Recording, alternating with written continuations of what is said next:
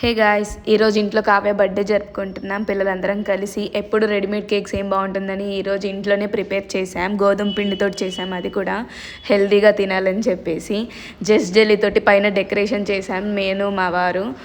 మళ్ళీ 2 చాక్లెట్స్ని 11 బర్త్డే లాగా సెట్ చేయాలని అనుకుంటున్నాం. సంజయ్ పెద్ద గెస్ట్ ఇక్కడ, కానీ నేను ఐడియా చెప్పాను చాక్లెట్ కింద ఇలాగ స్టిక్ పెట్టండి అని. అక్కడ ఉంది ఒకటే స్టిక్ గైస్ ఆ రూమ్లో, దానికి నేను అలా చెప్పాను. మా వారు ఇంకో ఐడియా, దాన్ని హాఫ్ చేసి 2 చాక్లెట్స్ కింద పెట్టాడు. నేనే తగ్గేదేలే అంటే అస్సలు తగ్గేదేలే అంటారు మా వారు. అన్నీ న్యాచురల్గా చేసాం కదా, ఇంకా క్యాండిల్ కూడా ఎందుకు అని చెప్పేసి అగ్గిపుల్లతోనే ఇలా సెట్ చేసాం క్యాండిల్ లాగా.